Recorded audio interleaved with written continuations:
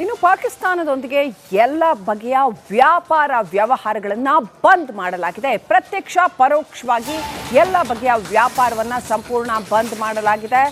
ಈ ಯುದ್ಧದ ಸ್ಥಿತಿಯನ್ನು ಪರಿಗಣಿಸಿ ಪಾಕಿಸ್ತಾನದೊಂದಿಗೆ ಪ್ರತ್ಯಕ್ಷ ಪರೋಕ್ಷ ವ್ಯಾಪಾರ ಸಂಪೂರ್ಣ ಬಂದ್ ಮಾಡಲಾಗಿದೆ. ಪಾಕಿಸ್ತಾನಕ್ಕೆ ಭಾರತದಿಂದ ಇದು ಮತ್ತೊಂದು ದೊಡ್ಡ ಹೊಡೆತ. ಯಾವುದೇ ರೀತಿಯ ವ್ಯಾಪಾರ ವಹಿವಾಟು ಕೂಡ ಇಲ್ಲ.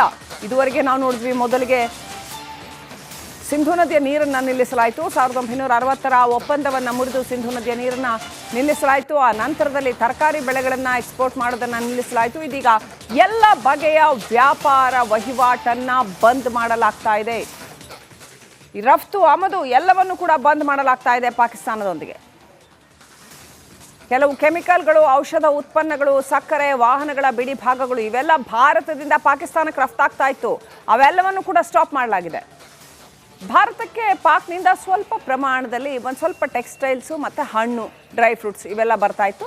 ಅದನ್ನು ಕೂಡ ಸ್ಟಾಪ್ ಮಾಡಲಾಯಿತು.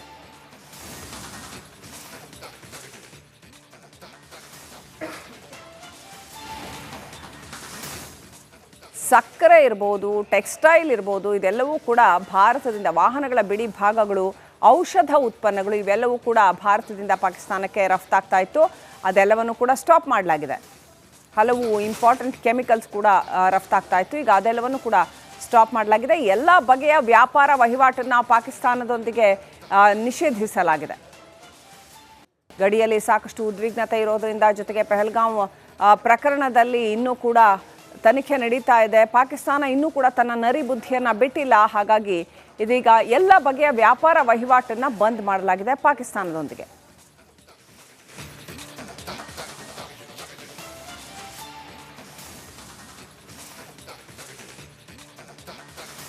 ನೋಡಿ ಪರಿಸ್ಥಿತಿ ಹೇಗಿದೆ ಅಂತಂದರೆ, ಪಾಕಿಸ್ತಾನಕ್ಕೆ ಒಂದರ ಮೇಲೊಂದು ಹೊಡೆತ ಕೊಡ್ತಾನೇ ಇದೆ ಭಾರತ. ಹಂತ ಹಂತವಾಗಿ ಹೊಡೆತ ಕೊಡ್ತಾನೆ ಇದೆ ಭಾರತ. ಬಹಳ ಸ್ಟ್ರಾಟಜಿಕ್ ಆಗಿ ಇವೆಲ್ಲವನ್ನು ಕೂಡ ಮೂವ್ ಮಾಡಲಾಗ್ತಾ ಇದೆ. ಯುದ್ಧ ಅಂತಂದರೆ ಕೇವಲ ಕತ್ತಿ ಜಳಪಿಸೋದು ಅಥವಾ ಗನ್ ಫೈರ್ ಮಾಡೋದು ಅಷ್ಟೇ ಅಲ್ಲ. ಯುದ್ಧ ಅನ್ನೋದು ಈಗ ಹೊಸ ಬಗೆಯ ಪರಿಭಾಷೆಯನ್ನೇ ಪಡ್ಕೊಂಡಿದೆ ಬದಲಾದ ಜಗತ್ತಿನಲ್ಲಿ. ನದಿ ನೀರು ನಿಲ್ಲಿಸಿದಾಗಲೇ ಅರ್ಧ ಪಾಕಿಸ್ತಾನ ಸೊರಗಬಿಟ್ಟಿದೆ.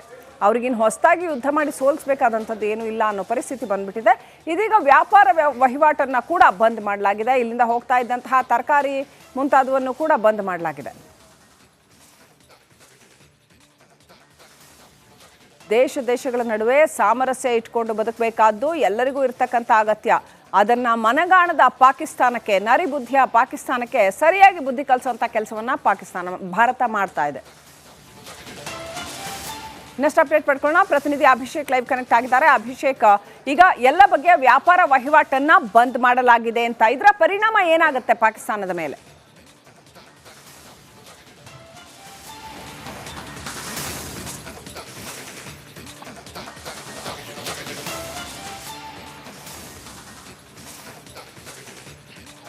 ನೇರವಾಗಿ ಶ್ರೀಲಕ್ಷ್ಮಿ, ಒಂದು ಅರ್ಥ ಆಗೋದೇನೆಂದರೆ, ಪಾಕಿಸ್ತಾನ ಭಾರತದ ಮೇಲೆ ಅನೇಕ ವಿಚಾರಗಳಿಗೆ, ಊಟ ತಿಂಡಿ ಇರ್ಬೋದು, ಎಲೆಕ್ಟ್ರಾನಿಕ್ ಗ್ಯಾಡ್ಜೆಟ್ಸ್ ಇರ್ಬೋದು, ಅನೇಕ ವಿಚಾರಗಳಿಗೆ ಡಿಪೆಂಡ್ ಆಗಿತ್ತು. ಅಲ್ಲಿಗೆ ನಮ್ಮ ದೇಶದಿಂದ ರಫ್ತಾಗುತ್ತಿದ್ದಂಥ ಅಷ್ಟು ವ್ಯಾಪಾರವನ್ನು ಈಗ ನಿಲ್ಲಿಸಲಾಗಿರುವಂಥದ್ದು. ಅಲ್ಲಿಗೆ ಪಾಕಿಸ್ತಾನಕ್ಕೆ ಬೇಕಾದಂಥ ಅವಶ್ಯ ವಸ್ತುಗಳೇನಿದ್ದಾವೆ, ಅವರ ದೇಶದಲ್ಲಿ ಏನು ಸಿಗಲ್ಲ, ನಮ್ಮ ದೇಶದಲ್ಲಿ ಏನು ಸಿಗುತ್ತೆ, ಅಷ್ಟು ಕೂಡ ಈಗ ಹೊಡೆತ ಬಿದ್ದಿರುವಂಥದ್ದು. ಅದರ ಜೊತೆಗೆ ಅಲ್ಲಿ ಪದಾರ್ಥ ಸಿಗಲಿಲ್ಲ ಅಂದಾಗ ಅಲ್ಲಿ ಬೆಲೆ ಏರಿಕೆ ಆಗುವಂಥದ್ದು, ಹಣದುಬ್ಬರ ಆಗುವಂಥದ್ದು, ಇಷ್ಟನ್ನು ನಾವು ಎಕನಾಮಿಕಲ್ ವಾರ್ ಅಂತ ನಾವೇನು ಕರಿತೀವಿ, ಅದನ್ನ ಈ ಸದ್ಯದ ಮಟ್ಟಿಗೆ ಭಾರತ ನಡೆಸೋದಕ್ಕೆ ಸಿದ್ಧವಾಗಿದೆ ಅನ್ನೋದು ಈ ಒಂದು ನೇರವಾದಂಥ ಸಂದೇಶ ಅಂತ ಹೇಳ್ಬೋದಾಗಿರುವಂಥದ್ದು. ಅದರ ಜೊತೆಗೆ ಒಂದಿಷ್ಟು ನಾವೇನು ಅವ್ರ ಕಡೆಯಿಂದ ಆಮದು ಮಾಡ್ಕೊಳ್ತಾ ಇದ್ವಿ ಅಂತ ಏನಾದರೂ ಪದಾರ್ಥ ಇದ್ದರೆ ಅದನ್ನು ಕೂಡ ನಾವು ನಿಲ್ಲಿಸಿರೋದ್ರಿಂದ ಅದನ್ನು ಅವರು ಎಲ್ಲಿಗೆ ಮಾರಬೇಕು, ಅಲ್ಲಿಗೆ ಅಗತ್ಯವಿರುವಂಥ ಪದಾರ್ಥಗಳನ್ನು ಅವರು ನಮ್ಮಿಂದ ತರಿಸ್ಕೊಳ್ತಾ ಇದ್ರು. ಅಗತ್ಯವಿಲ್ಲದಿರುವಂಥ ಅಥವಾ ನಮಗೆ ಅಗತ್ಯವಿರುವಂಥ ಪದಾರ್ಥವನ್ನು ಅವರು ಕೊಡ್ತಾ ಇದ್ರು. ಈಗ ಈ ಒಂದು ಕ್ರಿಯೆಯನ್ನು ನಿಲ್ಲಿಸಿರೋದ್ರಿಂದ ಅವರಲ್ಲಿ ಸ್ಟೋರೇಜ್ ಆಗುವಂಥ ಒಂದಿಷ್ಟು ವಸ್ತುಗಳು ಜಾಸ್ತಿ ಆಗುತ್ತೆ. ಅದನ್ನು ಎಲ್ಲಿಗೆ ಕಳಿಸ್ಬೇಕು ಅಂತ ಅವರಿಗೆ ದಾರಿ ಇಲ್ಲ. ಅದರ ಜೊತೆಗೆ ಈ ಒಂದು ಹಲ್ಲೆ ಅಥವಾ ಏನು ಕೊಲೆ ಆಗಿರುವಂಥದ್ದು ಅಥವಾ ಈ ಒಂದು ಕೆಲ ದಿನಗಳ ಹಿಂದೆ ನಡೆದಂಥ ದುರ್ಘಟನೆಯಿಂದ ಅನೇಕ ದೇಶಗಳು ಪಾಕಿಸ್ತಾನದ ಜೊತೆಗೆ ಭಾರತವನ್ನು ಸ್ಫೂರ್ತಿಯಾಗಿ ಸ್ವೀಕರಿಸಿ ನಾವು ಕೂಡ ವ್ಯವಹಾರ ಮಾಡೋದಿಲ್ಲ ಅಂತ ಏನಾದರೂ ಮುಂದಾಯಿತು ಅಂದರೆ ನೇರವಾದ ಹೊಡೆತ ಪಾಕಿಸ್ತಾನದ ಆರ್ಥಿಕ ವ್ಯವಸ್ಥೆಯ ಮೇಲೆ ಬೀಳುತ್ತೆ. ಇಲ್ಲಿಗೆ ಯಾವುದೇ ಕೆಲಸವಿಲ್ಲದೆ ತಾನು ಬಂದು ಮಂಡಿಯೂರಿ ಭಾರತದ ಮುಂದೆ ಕೂರಬೇಕಾದಂಥ ಅನಿವಾರ್ಯತೆ ಪಾಕಿಸ್ತಾನಕ್ಕೆ ಎದುರಾಗುತ್ತೆ ಅನ್ನೋದ್ರಲ್ಲಿ ಸಂಶಯ ಇಲ್ಲ. ಇದ್ರ ಜೊತೆಗೆ ನೇರವಾದಂಥ ಹೊಡೆತ ಅಲ್ಲಿರುವಂಥ ಉದ್ಯಮಿಗಳಿಗಾಗ್ಬೋದು, ಉದ್ಯೋಗಿಗಳಿಗಾಗ್ಬೋದು, ಅಲ್ಲಿನ ಆರ್ಥಿಕ ವ್ಯವಸ್ಥೆ ಮೇಲೆ ಆಗ್ಬೋದು, ಎಲ್ಲ ರೀತಿಯಲ್ಲೂ ಕೂಡ ಒಂದು ಫೈನಾನ್ಷಿಯಲ್ ಫ್ರೀಡಮ್ ಇಲ್ಲ ಅಂದರೆ ಎಂತೆಂಥ ಸಮಸ್ಯೆ ಆಗುತ್ತೆ ಅನ್ನೋದು ಈಗಾಗಲೇ ಪಾಕಿಸ್ತಾನಕ್ಕೂ ಗೊತ್ತಿರುವಂಥದ್ದು, ಅಲ್ಲಿರುವಂಥ ಎಕನಾಮಿಸ್ಟ್ಗಳಿಗೂ ಗೊತ್ತಿರುವಂಥದ್ದು. ನೇರವಾದ ಸಂದೇಶವನ್ನು ಭಾರತ ಈಗ ಕೊಟ್ಟಿರುವಂಥದ್ದು, ಎಲ್ಲ ವ್ಯಾಪಾರ ವಹಿವಾಟನ್ನು ಬಂದ್ ಮಾಡಿರೋದ್ರಿಂದ ನೇರವಾಗಿ ತನ್ನ ದೇಶದ ಬೊಕ್ಕಸವನ್ನು ತಾನು ಕಾಪಾಡಿಕೊಳ್ಳುತ್ತಾ ಅನ್ನೋ ಪ್ರಶ್ನೆಗೆ ಈಗ ಪಾಕಿಸ್ತಾನ ಮತ್ತೊಂದು ಆಯಾಮದಲ್ಲಿ ಯೋಚನೆ ಮಾಡಬೇಕಾಗಿದೆ. ಆದರೆ ಭಾರತ ಸರ್ಕಾರ ತೆಗೆದುಕೊಂಡಂಥ ಈ ಒಂದು ನಿರ್ಧಾರವನ್ನು ಇಡೀ ದೇಶವೇ ಮೆಚ್ಚಿರುವಂಥದ್ದು. ಶ್ರೀಲಕ್ಷ್ಮಿ.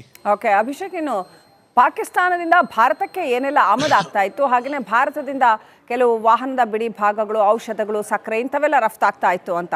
ಸೊ ಇವುಗಳ ಒಂದು ಒದಗುವಿಕೆಯಲ್ಲಿ ಏನಾದರೂ ಹೆಚ್ಚು ಕಡಿಮೆ ಆಗತ್ತಾ, ಏನೆಲ್ಲ ಇಂಪ್ಯಾಕ್ಟ್ ಆಗ್ಬೋದು?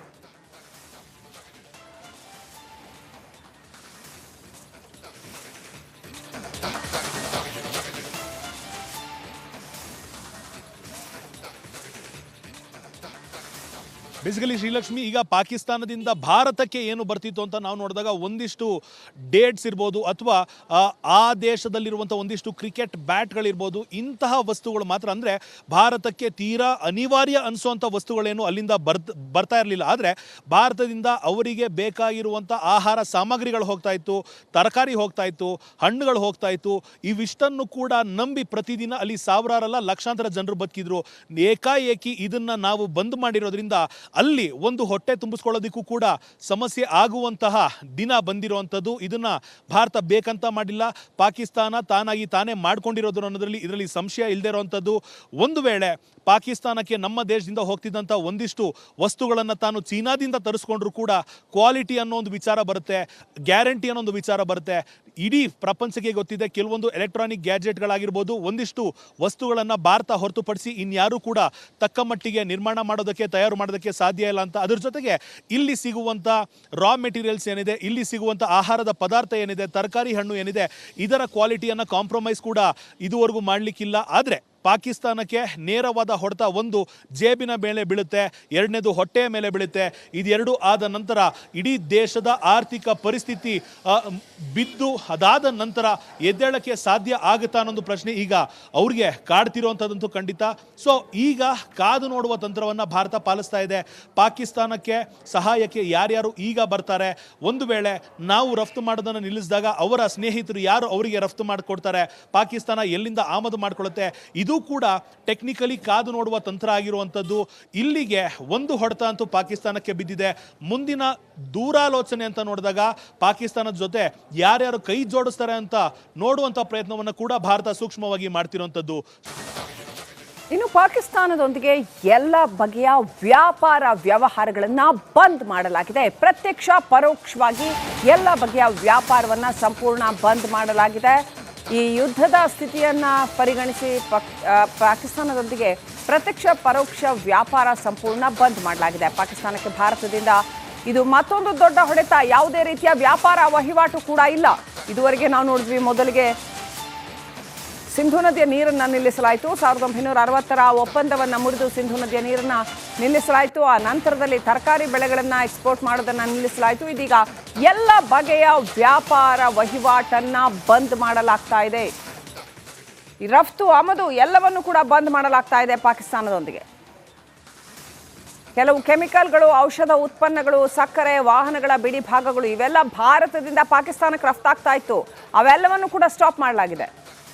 ಭಾರತಕ್ಕೆ ಪಾಕ್ನಿಂದ ಸ್ವಲ್ಪ ಪ್ರಮಾಣದಲ್ಲಿ ಒಂದು ಸ್ವಲ್ಪ ಟೆಕ್ಸ್ಟೈಲ್ಸು ಮತ್ತು ಹಣ್ಣು, ಡ್ರೈ ಫ್ರೂಟ್ಸ್ ಇವೆಲ್ಲ ಬರ್ತಾ ಇತ್ತು. ಅದನ್ನು ಕೂಡ ಸ್ಟಾಪ್ ಮಾಡಲಾಯಿತು.